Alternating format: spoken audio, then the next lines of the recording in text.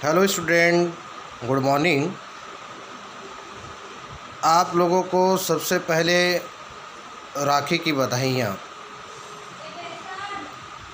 दूसरी ओर मैं थोड़ा सा चैप्टर को मैं पुनरावृत्ति करना चाहूँगा कि हम उस दिन पढ़ रहे थे भारत में विमुद्रीकरण, और भारत में विमुद्रीकरण का मैंने उस दिन आपको अर्थ भी बताया और विमुद्रीकरण के कारण भी आपको मैंने बताया, और भारत में विमुद्रीकरण का साहसिक कदम भी कब उठाया गया तो उसको भी बारे में मैंने बताया कि 8 नवंबर 2016 की मध्य रात्रि से, है ना।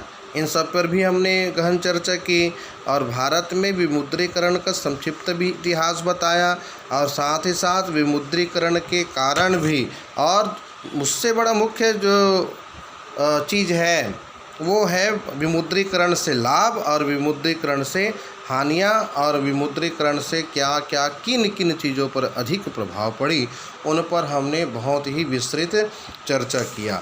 अब आ जाता है भारत में आर्थिक परिवेश, बहुत ही महत्वपूर्ण टॉपिक है जिसको बोलते हैं इकोनॉमिक एनवायरनमेंट ऑफ इंडिया, यानी भारत में आर्थिक परिवेश क्या होती है। तो भारत में आर्थिक परिवेश दो प्रकार से लिया जाता है। पहला कब, स्वतंत्रता प्राप्ति के पूर्व सरकारी नीतियाँ, यानी 1947 के पहले, और दूसरा है स्वतंत्रता के बाद, यानी 1947 से 1991 तक, यानी स्वतंत्रता के बाद की सरकारी नीतियों का प्रभाव व्यावसायिक जगत पर कैसे पड़ा। आइए हम चर्चा करते हैं ये सरकारी नीतियों के परिवर्तन का उद्योग एवं व्यवसायों पर क्या प्रभाव पड़ता है।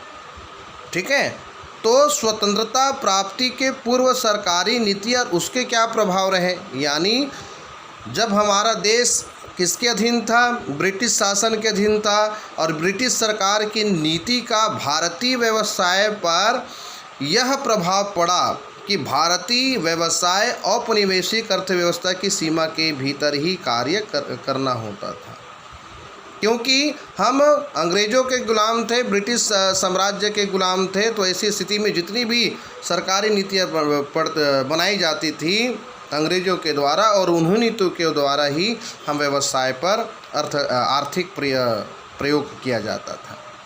भारतीय खाद्यान्न एवं कच्चे माल का निर्यात करता था तथा निर्मित वस्तुओं का आयात करता था।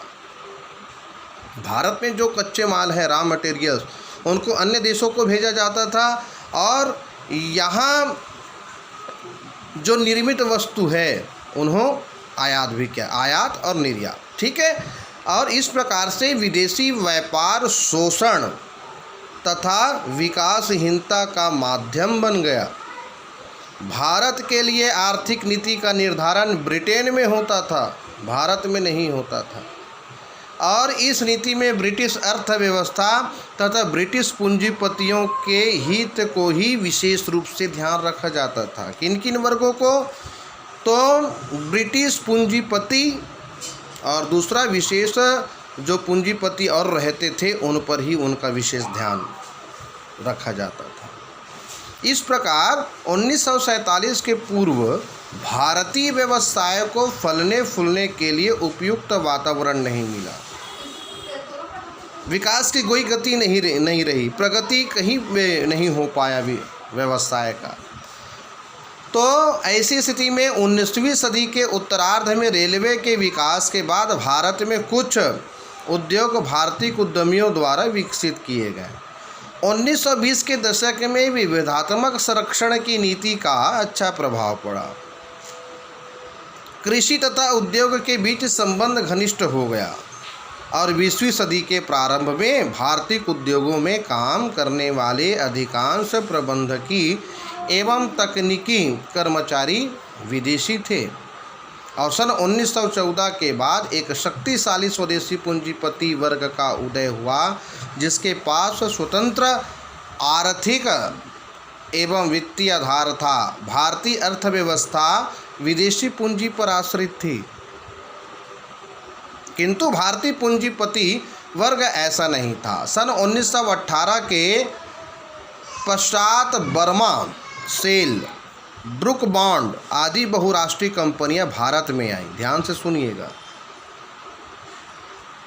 किंतु भारतीय पूंजी की तुलना में इनका विकास धीमा था, क्योंकि भारतीय कंपनियां थी। बैंकिंग, बीमा, जूट, जहाजरानी, विदेशी व्यापार, चाय तथा कोयला उद्योग में विदेशी पूंजी का प्रभुत्व था।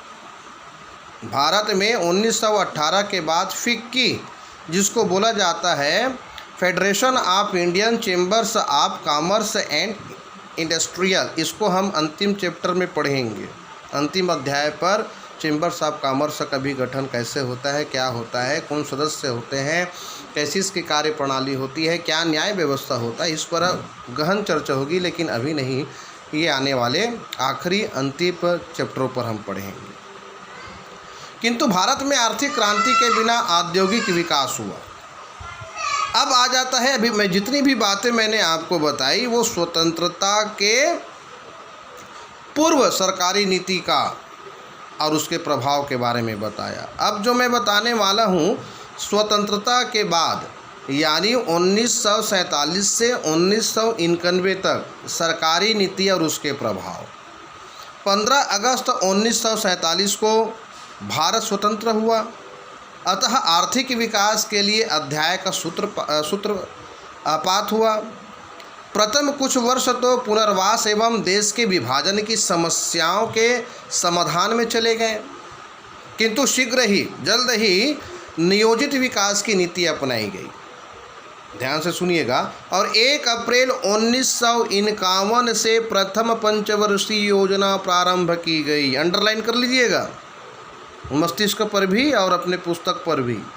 तो प्रथम पंचवर्षीय योजना कब प्रारंभ की गई, ये प्रश्न आता है वैकल्पिक प्रश्न में। तो ऐसी स्थिति में आपको लिखना पड़ेगा 1 अप्रैल 1951 से प्रथम पंचवर्षीय योजना प्रारंभ की गई। स्वतंत्रता प्राप्ति के पश्चात देश के आर्थिक परिवेश में उनके क्रांतिकारी परिवर्तन हुए। जिन वस्तुओं का अभी तक हम आयात करते थे उनका उत्पादन देश में ही होने लगा। क्रांति आई, व्यावसायिक क्रांति, और इन घरेलू उद्योगों को सामान्यतः ऊंचे टैरिफ के माध्यम से संरक्षण प्रदान किया गया। आर्थिक सहायता व अनुकूल करों के द्वारा मदद की गई। विनिमय दर में स्थिर रखा गया। आयात लाइसेंस तथा कोटा की व्यवस्था की गई। सन 1948 में देश के प्रथम औद्योगिक नीति लागू की गई।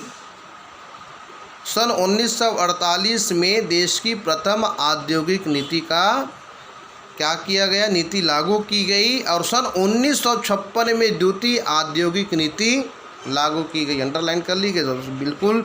ये सब प्रश्न वैकल्पिक के रूप में आते हैं, जिसमें उद्योगों को 3 वर्गों में बांटा गया है। प्रथम वर्ग जिनका भावी विकास केवल राज्य द्वारा होना था, और दूसरा द्वितीय वर्ग जो क्रमशः राज्यों के स्वामित्व में चले जाएंगे तथा भविष्य में नए कारखानों की स्थापना राज्य द्वारा की जाएगी।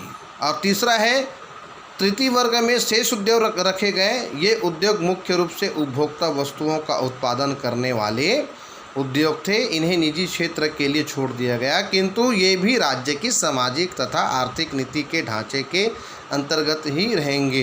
तो इस प्रकार से भारतीय आर्थिक परिवेश को 2 भागों में विभक्त किया जाता है। तो पहला होता है सरकारी स्वतंत्रता प्राप्ति के पूर्व सरकारी नीति और उसके प्रभाव क्या पड़ा, और दूसरा है स्वतंत्रता के बाद सरकारी नीति और उसके प्रभाव में क्या प्रभाव पड़ा। ठीक है, तो बस आज के लिए इतना ही। और आपको अंतिम श्रावण सोमवारी की और रक्षाबंधन की पुनः एक बार बधाई देते हुए, शुभकामनाएं देते हुए आज के लिए बस इतना ही। Thank you.